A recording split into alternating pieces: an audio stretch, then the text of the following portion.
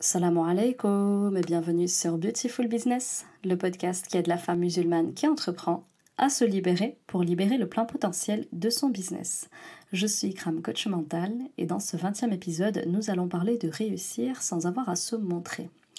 Alors très souvent, les personnes qui font le choix de ne pas se montrer et de ne pas exposer leur vie sur les réseaux sociaux se posent les questions suivantes. Est-ce que je vais réussir si je ne me montre pas ? Est-ce qu'aujourd'hui, si je ne réussis pas, c'est parce que je fais le choix de ne pas me montrer ? Et finalement, pour se demander est-ce que c'est possible d'y arriver sans jamais se montrer. Ça, c'est souvent les questions avec lesquelles on vous retrouve pour le moins assez tourmenté, parfois très tiraillé et d'autres fois même frustré, parce qu'en fait, vous avez l'envie profonde de faire connaître votre travail, mais pas nécessairement l'envie d'exposer votre personne ou votre vie. Et d'ailleurs, en fait, à ce moment-là, ce qui se passe, c'est que vous vivez un conflit intrapsychique, qu'on appelle aussi un conflit de valeurs ou un conflit interne, parce que ça vous tient à cœur de rester discrète, pudique, préservée, fidèle à vos valeurs, mais vous avez aussi beaucoup de la frustration à cet endroit-là, parce que vous voyez qu'on donne plus de lumière à ceux et celles qui se montrent, qui montrent leur visage et qui jouent le jeu des réseaux sociaux et de l'exposition, et vous trouvez ça profondément injuste, parce que vous vous dites que c'est dommage de ne pas donner plus de valeur à ceux qui ont une véritable expérience, une véritable expertise, à ceux qui ont une compétence, et qu'aujourd'hui on ne valorise pas parce qu'ils font le choix de ne pas se montrer. Ce qui se passe pour vous, c'est que souvent vous allez faire le choix d'opter pour un avatar qui est à votre image ou bien à l'image de votre cliente idéale, et souvent d'ailleurs vous ressemblez avec votre cliente idéale. Mais néanmoins, malgré votre petit avatar, vous avez la sensation d'être moins vu, moins mis en avant, et vous retrouvez aussi beaucoup plus d'objections lors de vos appels de vente, et vous avez tendance à l'attribuer au fait de ne pas vous montrer. Et vous pensez que c'est pour ça qu'aujourd'hui vous avez moins de résultats dans le business qu'une personne qui se montre. Et en réalité, ce que j'ai envie de vous dire, moi les filles, c'est que si ça ne se vend pas, c'est pas tout à fait parce que vous ne vous montrez pas. Parce qu'aujourd'hui, en fait, les exemples de personnes qui réussissent sans que nous n'ayons jamais vu leur visage, ils ne manquent pas. J'ai d'ailleurs prévu d'en faire venir quelques-unes ici sur le podcast très prochainement dans ma série Raconte-nous ta réussite en ligne. Je vous invite à être très réactive quand je vais les sortir parce qu'ils vont carrément vous parler. Et donc finalement, quelle est la différence entre ces personnes qui arrivent à tirer leur épingle du jeu sans jamais se montrer et vous ? Qu'est-ce qui coince de votre côté ?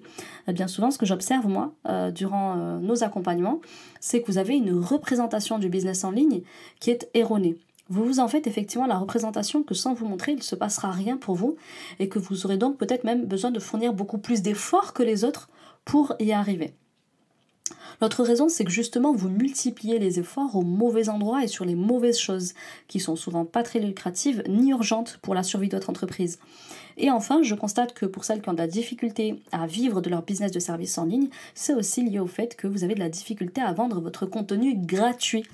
Je parle d'un contenu qui n'est pas suffisamment engageant pour ensuite permettre de vendre le contenu payant. Mais tout ça, je vais l'exposer, Inch'Allah, durant tout l'épisode de podcast. Et donc moi, ici, ce que j'avais envie de vous dire déjà, c'est que Allah, il ne vous donnera jamais tort dans la représentation que vous vous faites des choses, que ce soit le business ou bien autre chose. Pourquoi ?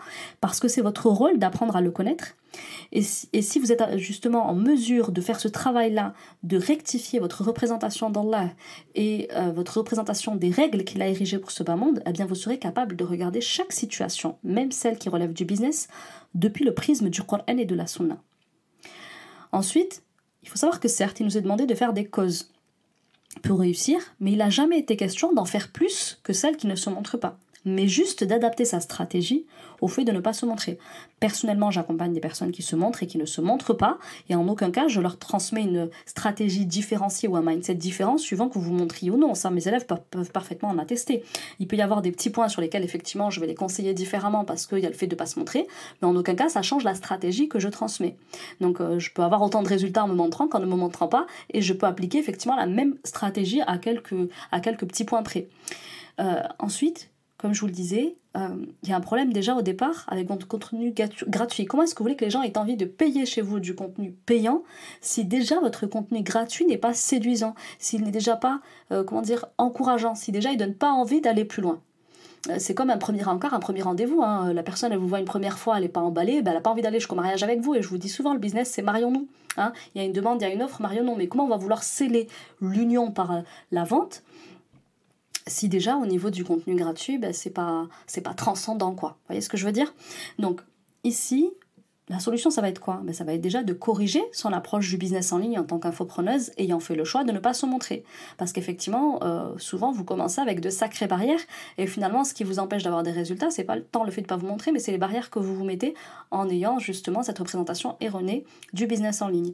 Ensuite, il va y avoir le fait de savoir investir ses efforts intelligemment et de façon adaptée, de sorte à pouvoir engranger des ventes sans pour autant renoncer à qui nous sommes et tout en étant dans cette logique lucrative de faire vivre votre entreprise et de l'entretenir.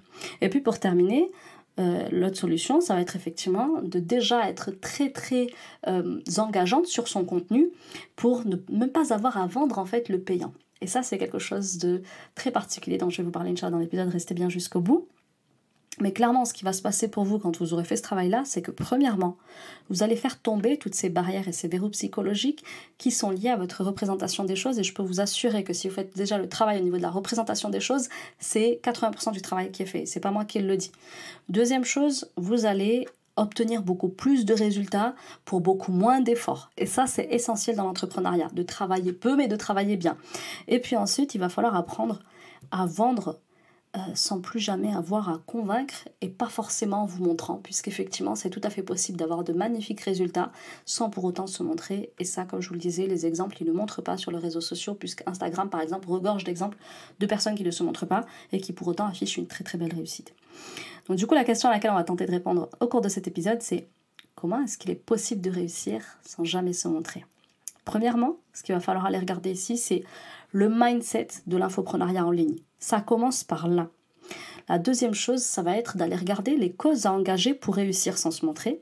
Et troisièmement, ce qu'il faut savoir pour vendre son contenu gratuit afin de ne pas avoir justement à vendre le contenu payant et qu'il puisse se vendre tout seul.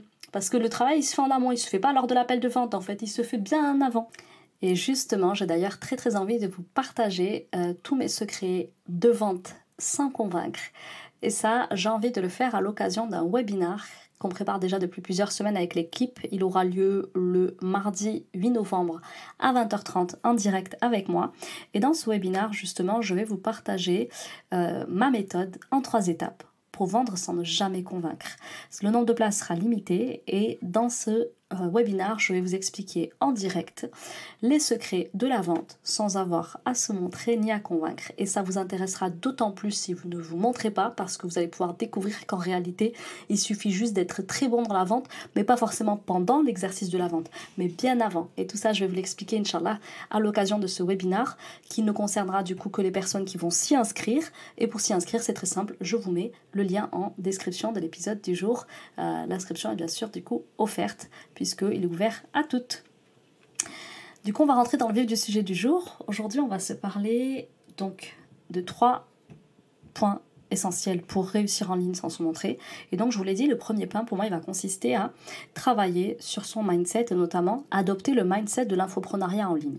Tout d'abord, il faut comprendre les filles, l'essence de l'infopreneuriat, car beaucoup ne connaissent pas, et ça me surprend énormément à chaque fois dans mes coachings. Et la deuxième chose, il va falloir aussi que vous compreniez comment est-ce qu'on s'y prend pour finalement réussir de façon très, très concrète sur un business d'infopreneuriat. Alors oui, je ne m'attendais pas un jour à devoir vous expliquer ce qu'est l'infopreneuriat, mais visiblement vous êtes nombreuses à l'ignorer et du coup je pense que c'est important de venir le partager dans un podcast comme celui-ci qui s'intéresse justement à l'infopreneuriat en ligne. Qu'est-ce que l'infopreneuriat en ligne? Tout d'abord, il faut savoir que l'infopreneuriat, c'est ni plus ni moins que de l'entrepreneuriat. Et qu'est-ce que l'infopreneuriat? Si je dois en venir au travail de définition, eh bien, c'est composé de 2 mots, le mot infopreneur. Premièrement, il y a info. Info parce que ça vient du mot information. Et preneuriat, ça vient de l'entrepreneuriat.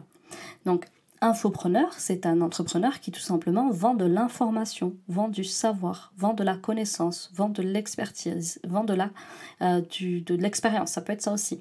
Donc, finalement, si de l'infopreneuriat, c'est juste un entrepreneur qui vend de l'information plutôt que des produits, plutôt que des biens, etc., on a donc dans le mot entrepreneuriat. Et qu'est-ce que l'entrepreneuriat? L'entrepreneuriat, si vous en cherchez la définition, Wikipédia va par exemple vous dire « ça recouvre les activités qui concourent à la formation et la croissance d'une entreprise, dont la conséquence première est la création de valeur ». Merci Wikipédia. Première chose à savoir, c'est d'abord ça. C'est qu'une entreprise, elle a deux vocations. La première, c'est de croître, de grandir. Et comment est-ce qu'on fait grandir une entreprise? En créant de la richesse à l'intérieur de cette entreprise. Et comment est-ce qu'on y parvient justement à créer de la richesse dans cette entreprise? Ça passe et ça implique la création de valeur au préalable. Donc on crée de la valeur, ce qui permet de créer de la richesse. Du coup, quand vous voulez monter une organisation, vous avez deux choix.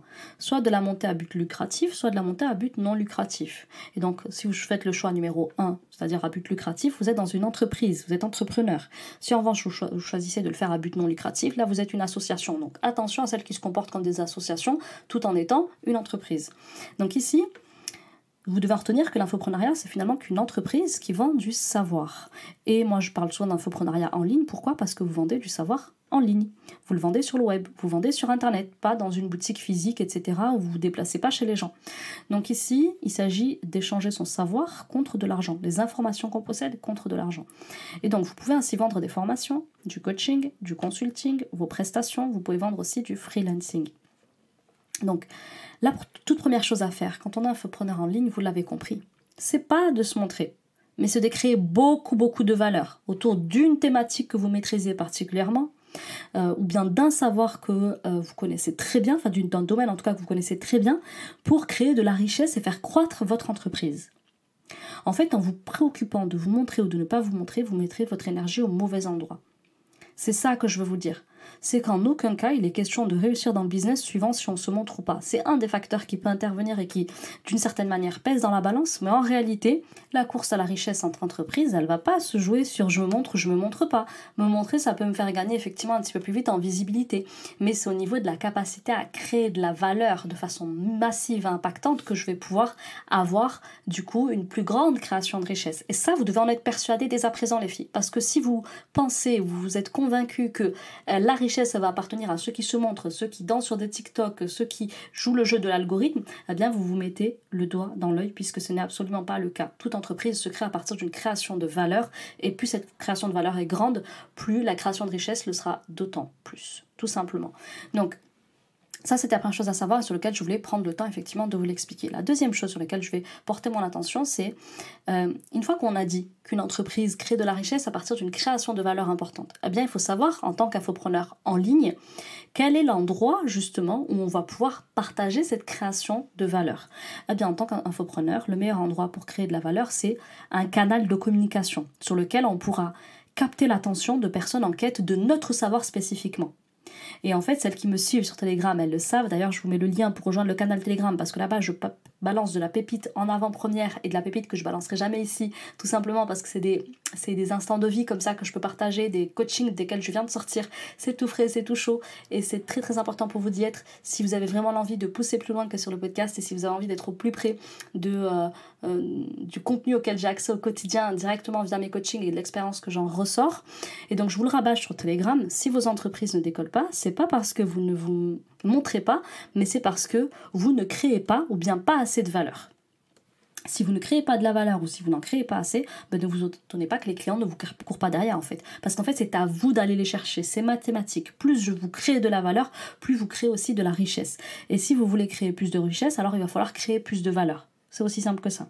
Donc si votre savoir contient assez de richesse, votre personne, on s'en moque un petit peu, excusez-moi les filles. À part le besoin effectivement de vous faire plus vite confiance, de savoir si vous partagez effectivement les mêmes valeurs que la personne qui souhaite acheter, est-ce que vous avez un minimum d'intégrité, etc. Si vous connaissez très bien votre sujet et si on est persuadé que vous saurez résoudre la problématique qui nous anime actuellement, qui est douloureuse pour nous, qui est problématique, etc. Votre client idéal, il s'en moque un peu de voir à quoi est-ce que vous ressemblez. D'accord ? Donc aujourd'hui justement, il va s'agir de se demander quelles sont les causes que vous pouvez engager pour réussir sans nécessairement vous montrer. Eh bien, pour moi, il y a déjà deux causes qui sont essentielles pour réussir à vendre sans même se montrer. Ça commence justement par un effort de présentation. Et deuxièmement, ça va consister à faire un effort d'organisation. Et ça, pareil pour celles qui me suivent sur Telegram. Vous connaissez déjà un petit peu le conseil, mais ici, je vais approfondir, Inch'Allah. Donc, première chose, l'effort à consentir à faire, c'est un effort de présentation. Sachez les filles qu'on peut très bien présenter. Et donc renvoyer une image de l'entreprise très pro, très propre, très engageante, sans nécessairement montrer son visage et sans nécessairement exposer sa vie. Vous n'avez pas à vous montrer pour créer de la confiance, pour faire la preuve de votre niveau d'expertise et de professionnalisme. Vous pouvez tout à fait créer tout ça chez les gens sans même vous montrer et montrer votre tête. D'ailleurs, j'ai commencé comme ça.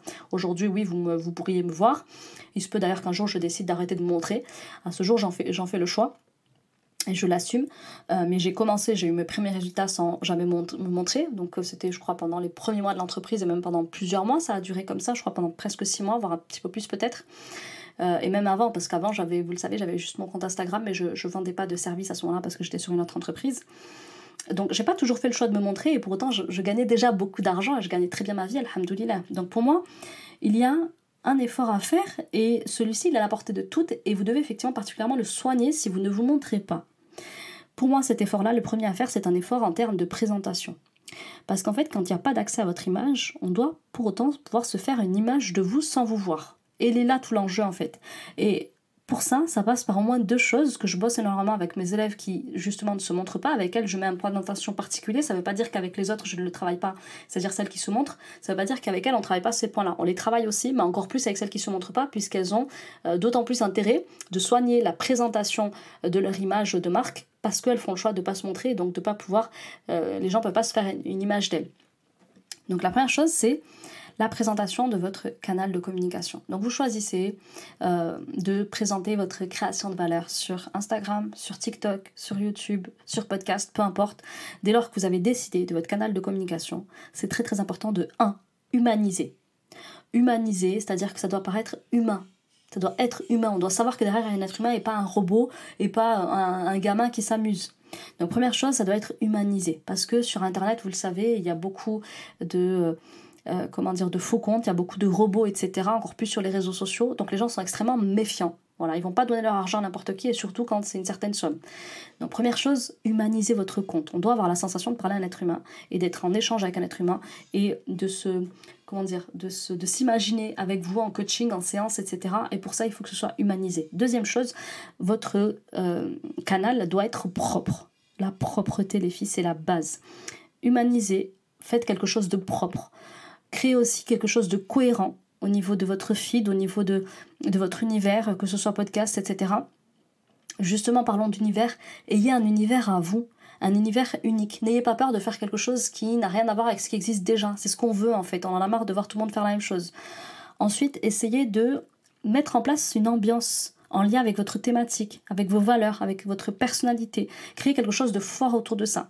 Donc ça, c'est la première chose. Et c'est quelque chose qui est à la portée de toutes. Et ça, qu'on ait fait le choix de se montrer ou de ne pas se montrer. La deuxième chose, pour moi, qui est hyper indispensable quand on fait le choix de ne pas se montrer, et ça, c'est une des options parmi tant d'autres, mais l'autre option, moi, qu'effectivement je fais valoir auprès de mes élèves, c'est de travailler sur leur voix. Si vous ne vous montrez pas, l'idéal, c'est au moins qu'on puisse vous entendre. La voix, elle fait passer énormément d'informations. Elle fait aussi passer des émotions, des sentiments, et ça en dit long sur vous, sur vos raisonnements, sur votre état interne, sur votre monde intérieur. Et ça vous humanise, ça contribue justement à vous humaniser et à vous crédibiliser et à témoigner de votre intégrité et de votre professionnalisme et de votre sérieux et de votre conscience, etc., etc. Donc, si on fait le choix de ne pas se montrer, on prend soin de notre présentation, de la présentation de l'endroit où on va partager notre création de valeur. Et puis deuxièmement, idéalement, il faudrait au moins qu'on puisse entendre vos voix parce que ça humanise, parce que ça crédibilise. Ensuite, on va se parler d'efforts d'organisation. Ça, c'est quelque chose sur lequel je m'égosille sur Telegram, et je le répète tout le temps, parce que là-bas, je peux faire des coups de gueule. J'en fais des coups de gueule. Pour le coup, ici, je suis plutôt soft, même si des fois, je vous bouscule un peu. Sur Telegram, j'y vais pas de main morte, et je le dis encore parce que je le vois encore avec mes élèves. Vos journées, les filles, elles doivent s'organiser autour de la création de valeur. Parce qu'en fait, c'est elle qui permet la création de richesse. Donc, vous devez orchestrer vos journées de sorte à mettre votre temps, votre énergie, votre créativité et votre argent au service de la création de valeur pour votre entreprise. Pour créer de la valeur, c'est très simple. Commencez vos journées en donnant de la valeur à votre audience. Peu importe le canal que vous avez choisi, YouTube, Facebook, podcast, etc. Faites-moi soit des stories, des vidéos, des emails, des audios, des podcasts. Vous faites comme vous voulez, mais faites de la valeur. Si vous voulez pouvoir encaisser tous les jours, il faut créer de la valeur tous les jours. C'est ok de se prendre des jours off. Hier, j'ai fait le choix de ne pas communiquer, ni sur Instagram, ni sur Telegram. Et des fois, je décide de m'absenter 1, 2, 3 jours. Et c'est ok. Et je peux même partir en vacances sans me présenter pendant une semaine. Et je l'ai déjà fait pendant le Ramadan dernier, pendant une semaine ou 2, je sais plus. J'ai pu donner signe de vie et j'ai le droit, en fait. Et vous avez le droit aussi. Maintenant, si vous débutez, que vous voulez vous faire connaître et qu'on parle de vous, surtout parce qu'on ne vous montre pas, eh bien, il va falloir jouer le jeu de la présence par une création de valeur régulière qui donne en plus, qui donne rendez-vous, je dis souvent à celles qui me suivent sur Telegram, datez les gens en fait. Pensez à dater les gens, leur donner rendez-vous demain sur votre prochaine story, sur votre réel qui va sortir, ceci, cela.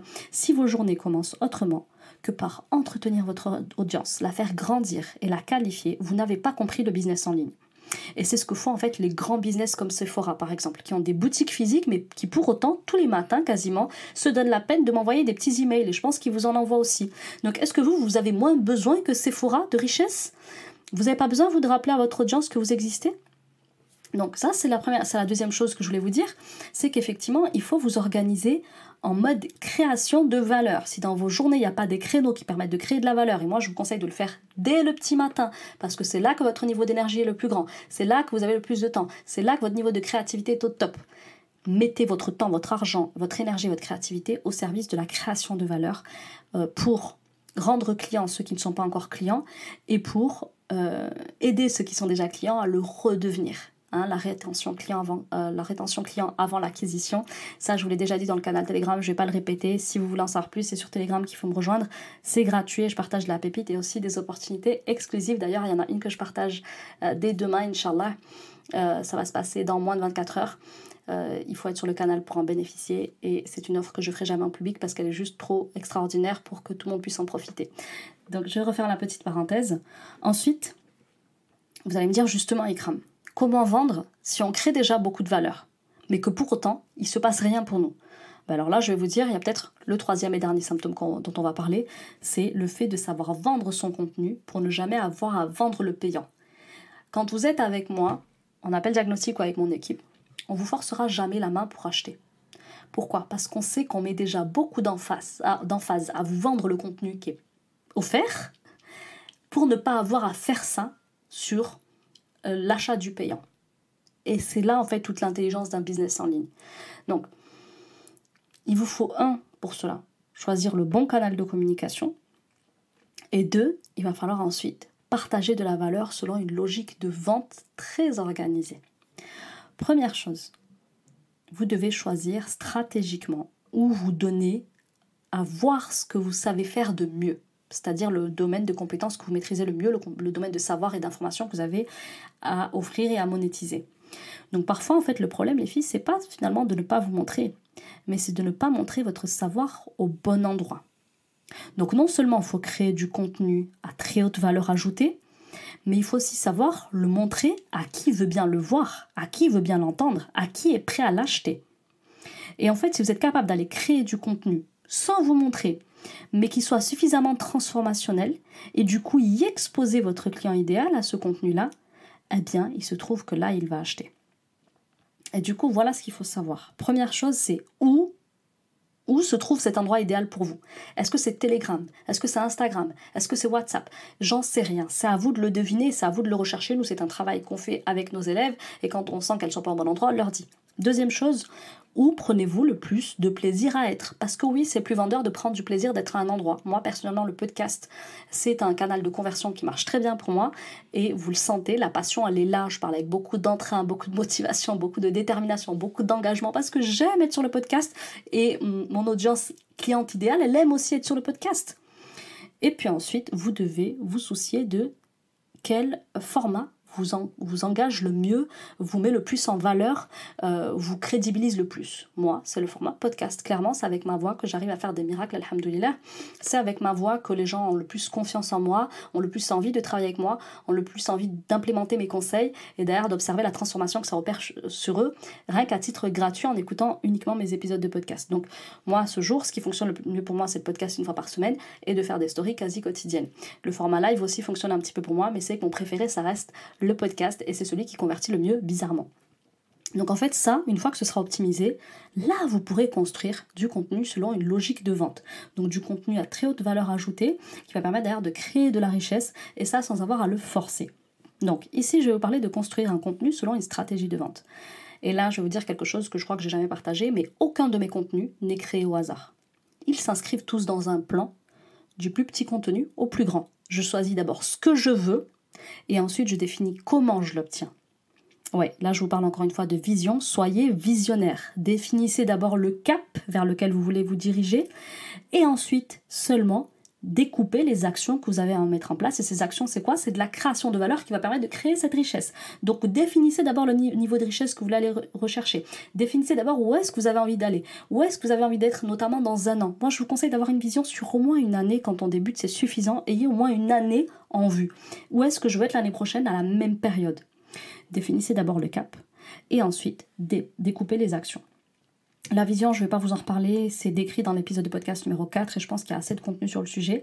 Deuxièmement, ici je vais vous parler surtout de découper vos actions. Moi j'aime bien les découper de façon trimestrielle, enfin semestrielle et ensuite trimestrielle, c'est-à-dire d'abord je me dis ok, dans un an, ce que je veux c'est être à tel endroit, à faire ceci, à faire cela, pouvoir m'acheter ça, etc., etc. Ok, donc je définis ma vision pour mon entreprise et pour moi.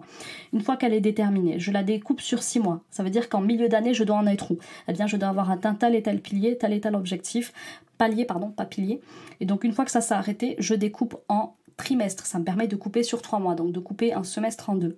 Et une fois que j'ai coupé en trimestre, là, je décide les actions que je prends pour le trimestre. Et là, je vais pouvoir convoquer ma copywriter, je vais pouvoir convoquer ma graphiste, ceci, cela, et leur dire voilà les projets, voilà les visions de l'entreprise. Je réunis d'ailleurs mon équipe une fois par trimestre pour leur exposer la vision de l'entreprise. Elles sont toujours ramenées à la vision annuelle de l'entreprise et la vision semestrielle et trimestrielle de l'entreprise. Et au niveau trimestriel, je leur dis voilà les projets pour le mois. Je sais déjà ce que je vais vous proposer jusqu'à la fin de l'année et fin d'année, j'aurai déjà choisi ce que je vais vous proposer encore pour le prochain trimestre. Donc, une fois que j'ai défini les événements que je vais organiser, les contenus vont venir par la suite en fait. Et vous faites l'inverse.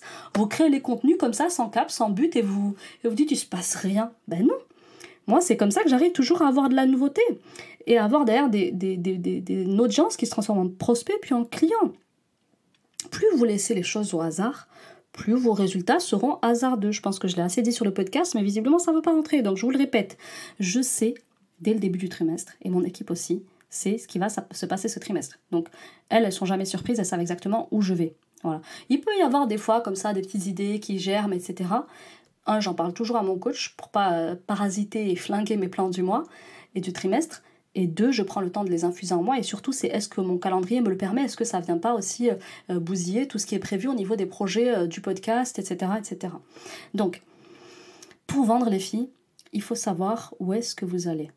Et si tu sais ce que tu veux vendre et combien tu veux vendre, non seulement, ça va te donner un but précis qui sera déjà posé par écrit, qui te tient à cœur et qui est important pour toi parce que tu le visualises déjà, tu te vois déjà en train de faire cette chose-là, d'aller là-bas, de vivre là-bas et de vivre comme ça, etc. Et donc ça va augmenter ton niveau de motivation, ton niveau d'énergie, ton niveau de volonté au quotidien pour mettre en place les actions donc, et faire cette création de valeur qui, pour toi, a pour but la création de richesse et une vie qui t'inspire, une vie qui est en accord avec toi, une vie qui t'honore. Et là, tu sais pourquoi tu fais les choses en fait. Et de l'extérieur, je peux vous dire que tout semble parfaitement organisé et orchestré. Et les gens, ils ont envie de se lancer avec les personnes qui semblent organisées et où tout semble bien orchestré. Voilà, de l'extérieur, ça fait pro, ça fait propre. Et moi, je peux vous dire qu'à chaque fois qu'on intègre aussi une externe dans l'équipe, enfin, qu'on recrute, qu'on a de nouvelles personnes qui nous rejoignent dans l'équipe, que ce soit au niveau des prestataires ou bien au niveau des collaboratrices, elles sont toujours bluffées par l'organisation qu'il y a derrière. Parce que vous écoutez le podcast, vous dites « c'est cool, c'est tranquille ». Non, quand tu rentres dans la boîte, et je peux vous dire que toutes les personnes qui sont passées par nous, à ce jour, plus d'une vingtaine de personnes qu'on a fait travailler en interne, et puis une dizaine peut-être de prestats extérieurs, à chaque fois, ils sont très très étonnés de voir notre niveau d'organisation, parce qu'il y a une vraie organisation, il y a un véritable cap, et on sait toujours ce qu'on veut. On passe jamais commande comme ça au hasard, parce qu'on a déjà une vision qui est définie et qui est réfléchie. Donc, c'est à vous, les filles, de prendre votre audience par la main et de l'emmener à devenir prospect pour qu'ensuite elle devienne cliente un jour. Et on vous dira comme moi, Ikram, tu sais que dès le 4e épisode de podcast, j'étais déjà cliente. D'autres fois, en un seul live, les gens deviennent clients. Et pourtant, dans aucun de mes contenus, je ne force à vendre, je ne force la vente, et je ne cherche pas non plus à convaincre. Et c'est pareil quand vous m'avez au téléphone. Je vais vous challenger à prendre la meilleure décision pour vous, mais jamais je ne vous forcerai. Et en fait, c'est juste parce que j'ai une vision claire. Et dans cette vision, je mets beaucoup d'espoir en la rahma d'Allah subhanahu wa ta'ala pour qu'il me donne ce que je veux. Voilà, je m'en remets à lui, je place ma totale confiance en lui, je renouvelle mon intention, il y a aussi un épisode de podcast sur l'intention, et ensuite je mets beaucoup de conviction dans chacun des projets que je mets en place, et notamment dans la création de valeurs auxquelles j'expose mon audience. Et je me dis, Inch'Allah, il va mettre sa baraka dans ce que j'ai posé sincèrement, et j'ai vraiment mis mon trip dans ce podcast, et j'ai mis mon trip dans ce carousel, et dans cette story. Et les gens, à chaque fois, ils le sentent. Ils me disent, ta story, elle m'a fait pleurer. Ton podcast, il m'a remis en question. Ce live, il m'a profondément appelé à la réflexion. Dernièrement, j'ai une sœur qui m'a dit, j'ai commencé la prière après avoir assisté à ton avant-dernier live. Subhanallah. Donc tout ça pour vous dire que faites les choses. Je le disais sur le Telegram encore une fois, il y a une semaine, je crois. Et je disais, avancez. Et Allah va vous renforcer, il va vous raffermir dans vos pas. Il va mettre sa baraka dans ce que vous allez faire parce que vous allez le faire en plaçant tout votre espoir en lui et en agissant massivement de façon intelligente et organisée. Et c'est ça le musulman. Il est doué d'intelligence et il est doué aussi d'organisation. Il ne laisse pas les choses se faire au hasard pour après pleurer et dire qu'il n'a pas de résultat. Donc finalement, pour l'épisode du jour, qu'est-ce qu'il faut retenir? C'est que réussir en ligne n'est pas l'affaire de se montrer ou non, mais de bien comprendre les enjeux de l'infoprenariat et de comprendre la logique de la création de valeur pour créer de la richesse en engageant des causes bien sûr massives et quotidiennes pour multiplier ses chances de vendre et en ne vendant surtout jamais son contenu payant, mais en vendant toujours le contenu gratuit. C'est sur lui qu'il faut mettre l'emphase. Et c'est comme ça qu'on récolte beaucoup de ventes en choisissant de se montrer ou non. Pour celles qui veulent aller plus loin sur le sujet du jour, je vous invite, comme je vous le disais, au webinaire qui aura lieu le 8 novembre prochain à 20h30 en direct avec moi. Les places sont limitées. Une fois qu'elles sont toutes pourvues, on pourra retirer le lien. Donc je vous invite vraiment à aller cliquer sous le lien en dessous de l'épisode. Pour ma part, je vous retrouve la semaine prochaine et justement, on va aller se parler de créer du contenu engageant, particulièrement vendeur, pour ne pas se retrouver à se plier en quatre lors de vos appels de vente. Une fois qu'on a dit ça, il faut que je vous dise aussi que je suis en live cette semaine avec quelqu'un que vous avez beaucoup aimé écouter sur le podcast, qui va tirer sa révérence très très bientôt et qui du coup a souhaité partager un moment de live avec moi. Ça se passera jeudi à 21h sur mon compte Instagram et il s'agit de Saïd Mzil. Je vous laisse sur ça les filles, je vous invite à vous abonner à ma chaîne de podcast, à partager l'épisode si vous a aidé afin qu'il puisse en aider d'autres. Dites-moi si vous avez aimé l'épisode, si vous souhaitez que je fasse intervenir des personnes particulières ou que je traite un sujet particulier. Sinon, je vous dis à la semaine prochaine, prenez soin de vous, salam alaikum.